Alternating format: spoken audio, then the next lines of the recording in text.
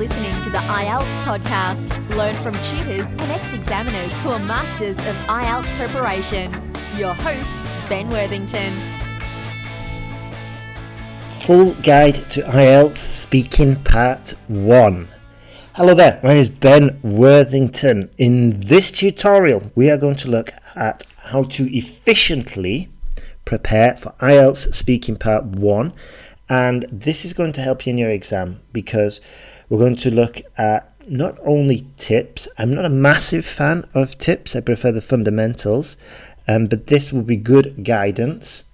And also we're going to look at typical mistakes that are made during IELTS Speaking Part 1. Now, if you are at home and in lockdown because of Corona, then I just wanted to mention that we're all in this pretty much in the West at the moment. A lot of Asian countries have already gone through this, especially China. And we're in the middle of it now, I think, or even some countries are just beginning. But all I wanted to say is that, it's not the end of the world. And those the smart ones amongst you, which I imagine is probably the majority, or I hope it's the majority, the smart ones amongst you will realize that it's temporary, that things are going to get back to normal pretty soon. And we've got to learn how to make the most of this situation and basically, just see what advantages there are to this situation. So maybe we've got to start being better organized with our routine. Perhaps we've got to take full advantage of just being in lockdown. Perhaps it's a good opportunity to shift all our media into English. It's basically up to you and how you deal with it. As I was listening the other day to a podcast, it's a famous saying, but it's basically it's not what happens to you, it's how you deal with it. I'll say that again because it's quite important. It's not what happens to you, it's how you deal with it. And to be honest, I've been in a bit of a slump the last 2 weeks, I'd say. The lockdown was really getting me down. And then I heard this and it's just a reminder, it's just a reminder that we're all going through this and different people are going to react differently to it. There's going to be some that are just going to vegetate on the couch watching Netflix or watching garbage online. And then there's going to be a few of us which are going to make the most of this, that are going to say, okay, this is a real opportunity to improve my language skills, a real opportunity to dig down into IELTS and pass when the centres open again. And I'm not saying that I was in the second group. I was at first, and then I had a bit of a slump, and now I'm back again. All right, so give yourself a break if you are in the loser group at the moment, and just realize that it's not forever. It's up to you to pull yourself out of it. Right, let's get on to the IELTS Speaking Part 1. As you know, the whole exam is going to be between 10-15 minutes. The examiner's probably going to be burnt out. All right, that's not obviously on the official website. But imagine you're the examiner and you're listening to your 20th student talk about themselves. So just keep that in mind. Have a little bit of empathy for this examiner. Try and make their job easy as possible. Smile. Go in there confidently. Sit up straight. Maybe slow down the way you're talking. Be aware. Are you just a nuclear bomb of ideas that's just blah, blah, blah, blah, blah, blah? Or is it controlled, effective, automatic speaking? We're going to get to that in a minute. So anyway, part 1, 4 to 5 minutes about you and everyday situations. Part 2, we know, is the cue card. And part 3, abstract questions related to what you were talking about before. Now, as you get into the sort of like test environment, you will see there's one examiner in front of you. They will be recording the entire session. Now, a few students are caught off guard, but basically having the whole situation recorded, the whole test recorded, is basically for you, so if you feel that you've been hard done by, there's that recording which is there, and you can go back and ask maybe for a remark, and that recording exists just to see if the examiner was doing their job correctly, which I think in most cases they will be doing. Now, what should your approach be? Well, you've got to really develop the ability to tune into other examiners' accents. This is really important. This is a really important skill. Because imagine you've got an examiner who talks quite fast, or maybe talks with a Scottish accent. It's your responsibility to be able to understand them. Now, I imagine that examiners will be speaking slightly slower, perhaps speaking clearer. However, could be halfway through the test day and they're a little bit tired, or maybe they just got up on the wrong side of the bed and they just want to get through the day. Either way, it doesn't matter. It's up to you to be able to develop the skill to tune into accents quickly. How do you do this? Well, you listen to a range of different materials and you get used to understanding people. Now, this happens a lot with me. When I go back to Spain and I speak with my friends in Valencia, it takes me a while to tune in. But once I'm tuned in, I can understand most of the people. So get yourself warmed up before going into the test center. Yeah, and not just listening. You want to be speaking for a good, hour if you can beforehand, or at least the morning. And this will just get you warmed up and it'll get you to the best of your ability. Okay? Next one. Don't go in there with pre-memorized answers. Examiners can spot this a mile off, and it's not going to help you. Okay? Now, there is a difference between pre-memorized answers and fillers. Fillers are fragments, which are okay, but a whole memorized script isn't going to help you that much. Now, I'm going to get into that in more detail later on as well.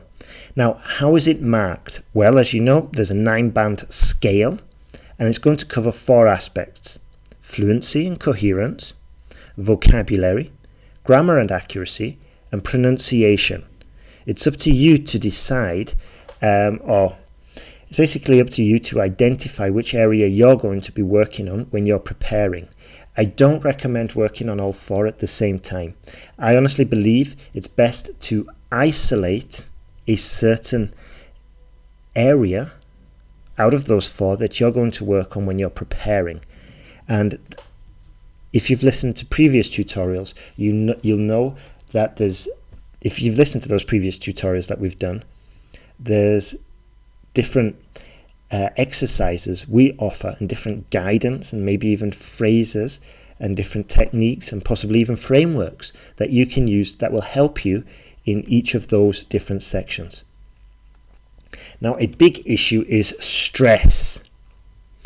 A lot of students, and this is really unfair, I think, because if you're a student and you're talking with your friends, maybe you're speaking at a band 7, but then you go into the exam center and suddenly you're at a band 5.5 and you're like, hey, where did my English go? What's happening here? If this is your situation, then it's up to you.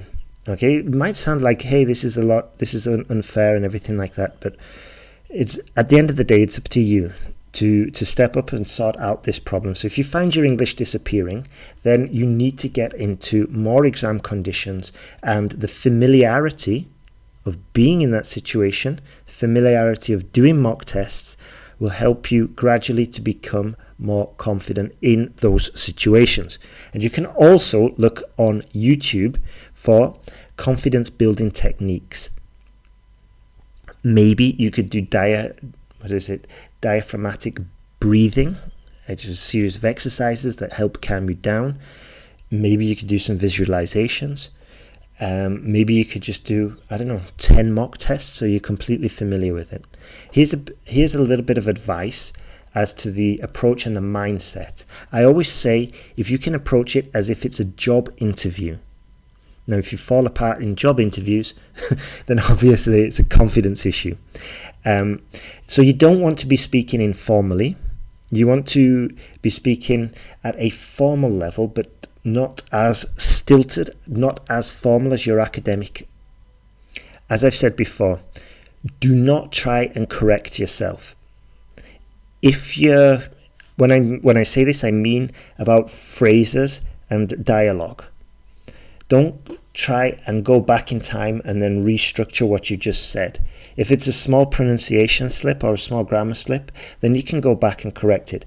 But if you're trying to correct meaning, it can have the opposite effect of what you intended. Because as we all know, speaking is a spontaneous activity, and going back in time often ends up more confusing. So just say, oops, sorry, what I meant was, and then go back. Okay, but only do it for sort of like pronunciation or small grammar issues. But the main issue here is just to keep moving forward. Now, if you get stilted and nothing comes to mind, I know this is easier said than done, but you can start with a filter, and then this will get the ball rolling. And once you get the ball rolling, it's easier just to keep continuing rather than looking for that exact phrase that you want and getting uncomfortable with that silence. Next piece of advice, embrace the questions. This is your opportunity to shine. How do you embrace the questions? Well, you listen, you interpret it, and then you plan your response. A lot of students might get, like, as I said before, a nuclear bomb explosion of ideas. If that's your situation, then it's up to you to pick one or two to develop. Don't just blurt them all out.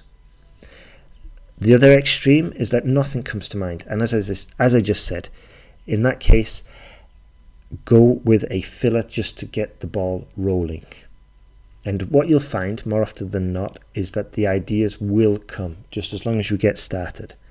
Second thing, or final thing I want to say with this is, if you are searching for a word and you cannot find it, then you've got two options. You can either replace it with a basic synonym or describe what you are saying.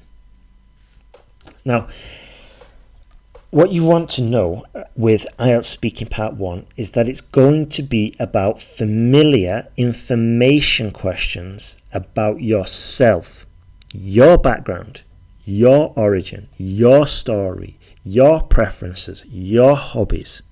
Now, there really is no excuses not to know some decent vocabulary for this section. What I said in my online classes when we were covering it was, it's good just to write out a practice answer for each of these.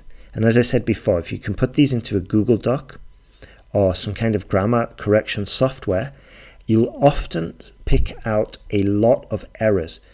It'll spot them automatically, and then you can correct what you've written out, and now you've got a probably 85%, 80% perfect piece of text just to look at. And what the next thing you can do is go back and upgrade each of those vocabulary phrases, or if you spot some basic vocabulary there, go back and upgrade it, research it. But there's really no excuse. You want to find the details. For example, if your hobby is scuba diving, then it's good to know vocabulary such as flippers, snorkel, wetsuit, dive time.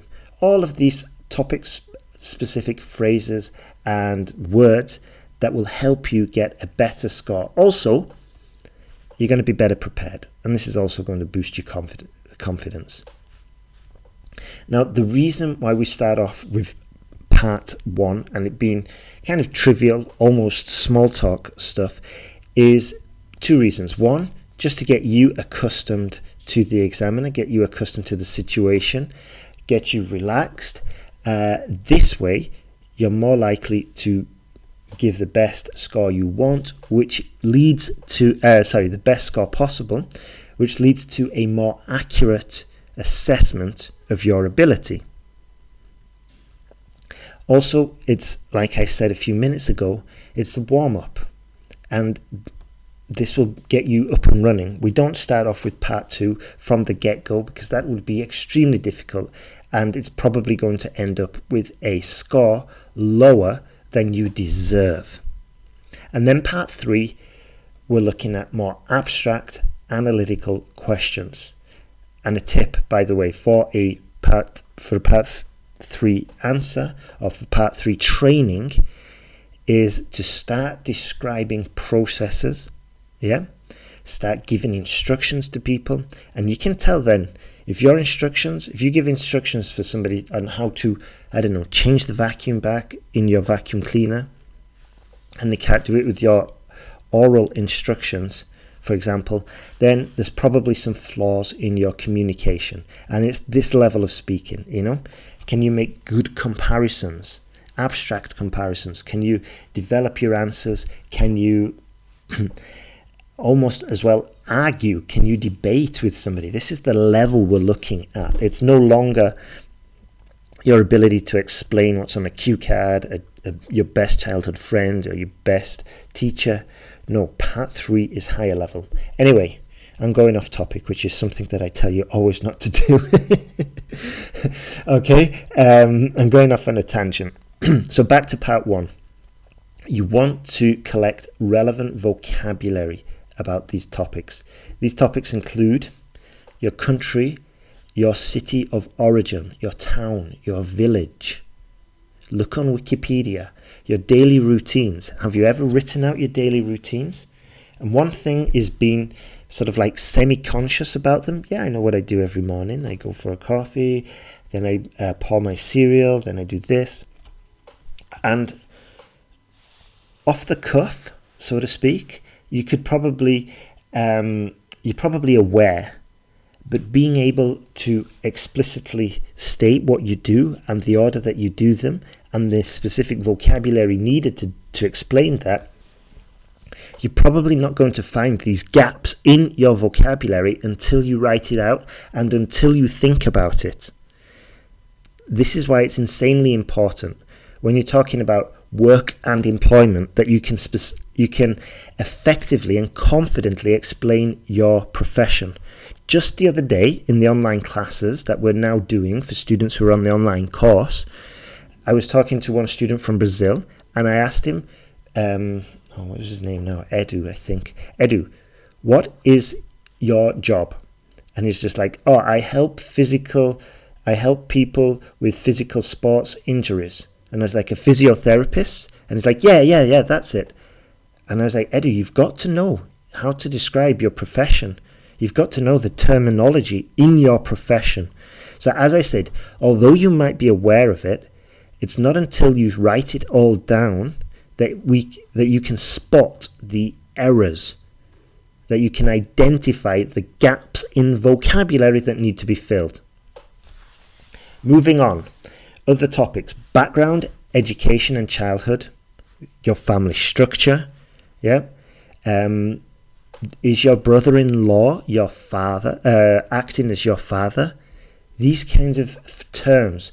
If that was your situation, you've got to know how to say brother-in-law. You've got to know how to say step-sister, all of this. Public transportation, are there a lot of trams? Is it electric powered? Is there a maglev? All these forms of building in your home country. I've just been reading a great book about Russia and I've discovered the term dacha. Yeah? Dacha. I never knew about this, and apparently it's some kind of country house outside of the city centre. Yeah, so if I was Russian and in the summer I go back to my village and we go to to my house in the countryside, or if I want to get points, if I want to get over to band 7, I'm going to say dacha. Yeah. Typical occupations in your home country. For example, here in Hungary, where I am at the moment, there are a lot of dentists. This kind of knowledge I wouldn't know unless I was researching. Likewise, in Manchester, a typical occupation.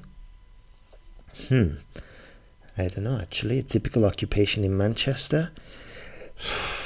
Probably something in the service sector. Now that the BBC has moved up there from London, I think there's a lot of talk about people working in media.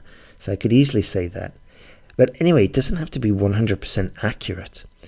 Moving on, typical landscapes and weather in your home country. Now, this is absolutely irrefutable and inexcusable. You need to know about the vocabulary of your area. I encountered this problem actually when I was living in Spain, and I wanted to describe that Yorkshire, where I'm from, has lots of moors, lots of hills. They're not mountains, they're hills. And moors, a specific type of hill. And everybody just kept understanding the MUOS, which are a group of people that came over from Morocco. So you've got to be able to describe your specific situation. Moving on, your personal likes and dislikes. Now, in order to take this to the next level, we don't want to say, I like basketball and I like Earl Grey tea. No. We've got to add some spice in there. I love Formula One racing. It makes my blood boil when the what are they called now? A good example of this vocabulary escaping me. I'm a native English speaker. The officials, for lack of a better word. It makes my blood boil when the officials disqualify drivers in Formula One.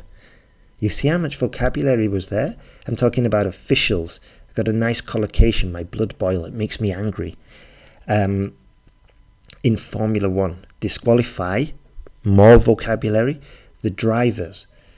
Yeah, this is why it's good just to be aware and jump in, do the research, write out your answers, get some good vocabulary in there, test them with your friend, test them online, test them with a tutor, and really just write them out, enrich your answers, test them out, find more gaps in your vocabulary.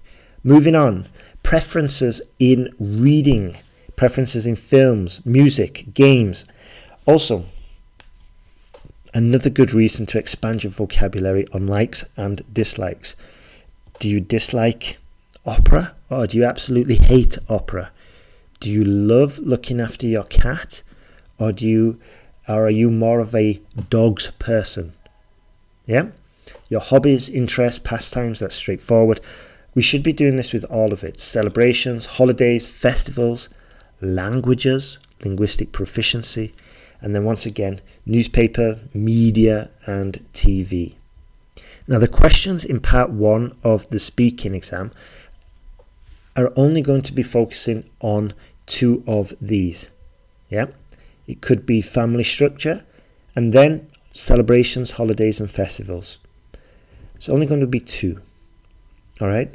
Now, what a lot of students might do, and this is because they're not so familiar with the exam format, is they try to squeeze everything into an exhaustive answer. This was happening a lot in the online classes that we were doing. I'd ask a student about, tell me a typical celebration in your country. And I would get, la la la la la la la. No, no, no, no, no, no, no, no, no, no, no. I'd be like, okay, I get it. I wasn't so rude, but I was, afterwards, I would have to say, hey, that was good, but let's just do 2 sentences. That's sufficient. Your long answers come later. Your long answers save your energy for part 3. That's when we want to be developing them. Now, another good area to work on, as I said before, is not only likes and dislikes and getting better and more precise at describing your feelings, your likes, what you hate, what you love. But you also want to work on your descriptive skills. You do this by collecting adjectives and phrases related to these topics that we mentioned before. So if you're from a sunny country, for example, you could say, yeah, I'm from Spain. It's extremely bright and sunny and warm in August. It's almost unbearable. How much richer is that than I'm from a sunny country? Yeah, or it shines a lot in my country. Yeah, so some examples, we could say a cuddly cat instead of just a cat. We could say a compassionate neighbour, a considerate colleague. Yeah, eccentric neighbour. We could say there's sometimes sunny spells in England, but it's mainly grim grey. It's mainly grim and grey. Yeah, so we don't want to overdo it, but on the other side, we don't want to make it bland. A very good example of bland is if you're using the word nice. I used to have a friend and she would say, "Oh, that building's so nice. Oh, that car is so nice. Oh, that bike is so nice." I'd be like, you got to enrich your vocabulary. You know, we could say that building is culturally, I don't know, you say, "Oh, it's so artisan." Yeah, so much richer than nice. A few members in my family are always using nice, and I used to try and correct them and get them to improve their vocabulary, which wasn't a smart thing to do. Never correct your mum with correct grammar, or trying to get your mum to improve her vocabulary. Don't do that. By the way, I don't think you would be as silly as me, but it doesn't usually end well. So this is why it's good to write out your answers, and then you've got some distance from them and you can see them, and then you can go back and try and enrich them. The thesaurus is a wonderful tool for doing this. Now, final points. Well, we've got a few more points actually. We're not on the final one. Now, I teach a technique when I'm doing my one-on-one classes, and also when we've been doing the group classes, and that is reflecting. Now, I teach this with a grain of salt. Okay. On the one hand, you want to identify the correct grammar used. On the other hand, you do not want to sound like a robotic parrot. So it's a fine balance we've got to walk. By the way, this technique also gets you moving when you can't think of anything. So as I said before, if you sometimes find yourself like a deer in the headlights, i.e. you're just frozen and you can't get started, this technique will help you, but you can't rely on this technique. Okay, so I'll just briefly explain. If you get the question, would you rather live in an apartment or a house in the country, the general idea is that you reply with, "I would rather." You reflect the exact question word for word, phrase for phrase, article for article, and this gets you off to a good start. However, as I said before, you don't want to be doing this throughout the exam because you might sound like a robotic parrot. However, if you're around a bump 5.5 or 6 and you're going for a 7, if you're going for 6.5, it could be a good technique.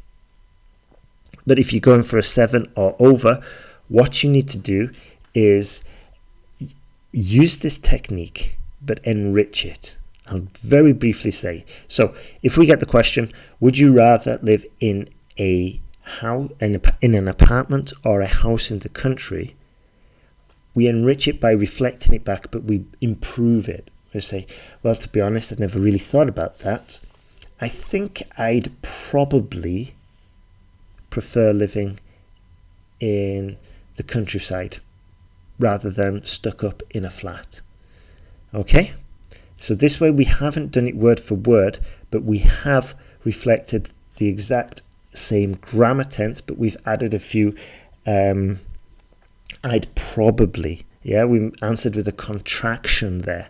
It just all sounds much more natural, but we're staying on topic and we are staying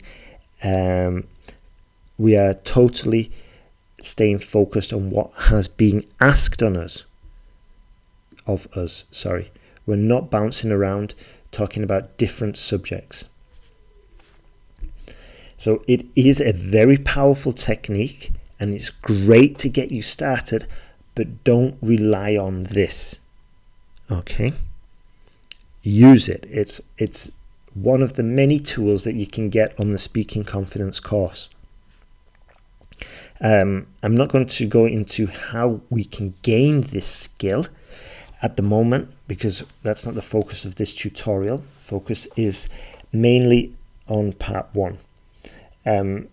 If you're in a rush and you need to get your speaking exam out of the way, or if you just want some structure, to your speaking practice, then maybe that speaking course is maybe the speaking course will help you there. Okay. Anyway, next point, pay attention to the grammar that is used in your question.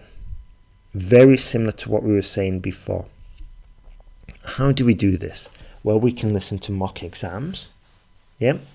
We can find out some mock answers and some mock questions. If you go back, some of our old podcasts were just purely a tutor going through the questions. And this is really good because you can listen, and we use different examiners. We used a Scottish examiner, we used a Welsh examiner, and we got them all to ask different questions in different accents and different constructions. So not only are you fine-tuning your listening skills, which is essential, but you're also getting used to different accents. You're also getting accustomed to different grammatical constructions in the questions. And this is a very, very common error, that the student misunderstands the question. It happened quite a few times in the online classes, actually. The reason is because we think we've understood the question, but what we've actually done is we've assumed the question was going this way, and then we answered going that way when really it was going in a different direction, and we didn't listen properly. By the way, transcribing and doing maybe 10-20 minutes of transcribing every day is a good way to really fine-tune your listening skills, to fine-tune the accuracy in your listening skills. Now, as I said, a solid answer, a good answer in IELTS Speaking Part 1 is one, you're not only going to embrace the question, as in, not run with it, but you're going to embrace it. What do I mean? I mean, you're not going to give a one-word answer. You're going to step up to the challenge, and you're going to give 1 or 2 developed sentences. For example, the question, what responsibilities do you have at work? You could say, a lot, and it's very stressful. Okay, and the examiner is going to be silently screaming inside, just like, I can't stand this anymore. Or you could give a well-developed answer like, well, I must say, I don't have that many, to be honest, and it usually depends on the circumstances. Typically, I'd have to make sure that the computers are working and that my manager has his inbox empty, and that I've responded to all the inquiries from customers. Okay? Just 2 developed sentences. Quite honest, I'm not exaggerating. I'm going into a little bit of detail. So just try keep that in mind. Now, as I said, a very common error is that the answer is either too short or it's too long. You need to know what is your typical response. Generally speaking, I find that speakers in Eastern Europe are usually a little bit, not curt, but a little bit more direct, okay? And shorter answers, and they just give the answer, okay? Because that's the culture, There's a very interesting reason behind that. I think it's to do with communism and people being I'm not getting into it. Whereas people from Latin speaking countries, like Spain, South America, Italy, possibly southern France, maybe Romania, these students usually give longer answers. I think it's similar for Asian students. My understanding is that it's a little bit more, it's not a question of the length of the answer, but it's usually a question of nervousness and confidence. Okay, so each country and each region usually has their own specific challenges, and it's up to you to identify, like, okay, I talk too much, or okay, I've really got to kind of develop this weird Anglo-Saxon obsession with small talk. Okay, I've got to really start developing my answers, or I've got to at least start speaking a little bit longer, and not fall into the habit of like, oh, my English is terrible. Don't do things like that. Okay, it's really immature. Now then, if you can't think of anything to say, just bear in mind that part 1 is always about you. It's always going to be about you. So even if you get a question about, tell me about the festivals in your village or your city or your country, and if on the very, very, very small chance you're from a country that doesn't have any festivals, then you need to get out of there. No, I'm joking. If you're from a country that doesn't have any festivals or celebrations like that, then you can just say, look, I'm sorry, nothing comes to mind at the moment, but my uncle is now living in Boston, and once a year they have the Boston Marathon. He's told me about this a few times, and he says it's a real extravagant way to have a marathon. Yeah? So you've just got to work around that. It's up to you to develop this skill of working around it. And likewise with IELTS writing part 2, I hear so many times that students hate writing about economics, or they've got zero interest in economics. It doesn't matter. You've got to learn about it, or you've got to at least learn a little bit in order to be able to answer the questions. Now, if you don't understand the examiner, you can ask them to repeat the question. That's fine, but try to really and if you find this is happening to you, then you have a tuning in problem. You have an accent recognition problem. It's up to you to develop this. As I said before, listen to a wide variety of sources. If you listen to the news, then you're probably going to be a little bit biased, because news presenters like myself, they enunciate and they pronounce every word quite clearly, and they put some effort in their pronunciation and their communication. They try and make it as clear as possible. If you listen to radio shows, on the other hand, or conversational podcasts, then it's a different story. Then there's no emphasis there on being understood, because they're probably all native English speakers and they understand each other, and their audience are probably native English speakers, and there's no emphasis there. And it's up to you to be able to respond and to understand these types of situations. Now, what if you're unsure about your answer? Don't worry about it. The only wrong answer is if it's off topic. So there's a few different ways we can get around that. You can say something like, well, I'm not sure what you mean, but there is a festival in my uncle's city that seems really amazing, yeah? Or, I'm not sure if this is what your question was, but I used to have a friend with ginger hair, but I quickly ditched him. No, I'm joking. Okay, so you can orientate it, but don't make a habit of doing this. Only do it when it's absolutely necessary. Okay, And this just protects you. So if you think that you might be going off topic and you've already asked the examiner once or twice or a few times to repeat the question, then you can start using phrases like this. Okay? But obviously you want to, if the examiner asks you about festivals in your city or your country, and you say, and you answer with, I'm not entirely sure what you meant by that, but my dad recently bought a new Jaguar.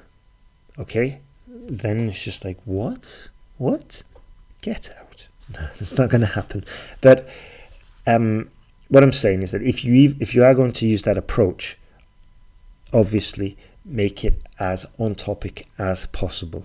So a good way to do this as well is if you're struggling, emergency situation could be just trying to figure out the key words in the question. That's usually a good start. Right, if you're struggling over how much you should say, err on the side of more. More is better. If you're going on and on and on, the examiner is going to cut you off. Okay, and that's probably a good sign to start shortening your answers. If the examiner's cut you off once, then, reel it in a bit. If the examiner's still cutting you off, then reel your answers in even more. Now, a common question is, can I tell lies? This is a mixed, it's a difficult situation. Yep, lies are okay, You're not going to fail your exam because you told a lie. However, I think it's more difficult because if you're telling a lie, then you've not only got to explain the lie, but you've got to assign some mental energy into inventing the lie. And we don't want to be in that situation. It's much better if we can just divert all our mental energy into getting what's in our head out into the open, rather than not only inventing the story that's in our head and then also communicating that. Now, one final thing. If you think you are stumbling and hesitating, and also this is useful for those students who get an explosion of ideas, if you think you fall into that bucket, then two approaches. One, fillers. Well, I've never really thought about that. Well, if I remember correctly, if my memory serves me well, I think, for example, we can use fillers like that.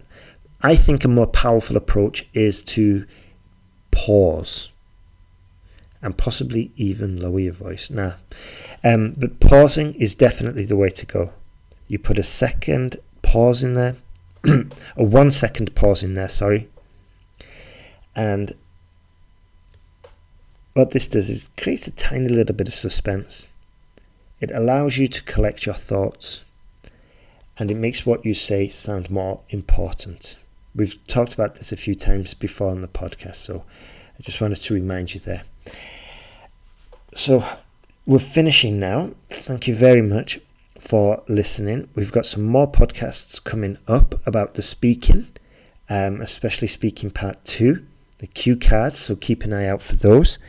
And just one final thing, if you are struggling with your IELTS preparation, I know that it's quite easy to get overwhelmed, especially if you're in lockdown.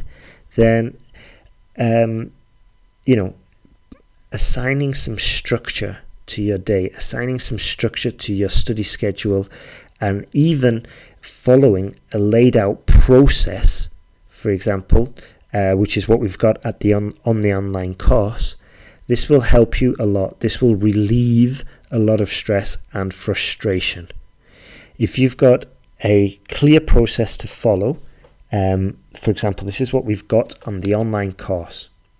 We've got the instructions. You watch the first tutorial, then you watch the second tutorial, and then we say, okay, do this, this, and this. Then you send in your answers. We give you some feedback, and then we say, okay, based on the feedback, you need to watch this, this, and this. And what we're doing is guiding you and giving you that feedback so you can improve faster and more effectively. And it just adds a bit of structure. And you've also got the examiners available. Sorry, not the examiners. You've also got our team to help you. So if you say, I'm struggling with my listening, we can give you resources and guidance to reduce your IELTS frustration. So yeah, why not? Why not make the most of this lockdown?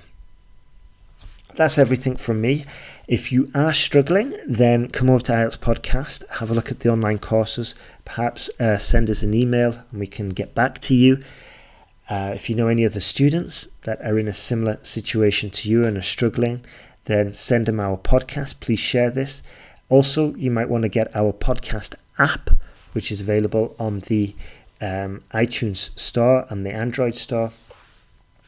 And there you can get these podcasts with transcriptions and a few special offers as well. My name is Ben Worthington. Thank you very much for listening today. Let's keep on moving. Let's keep on improving. All the best.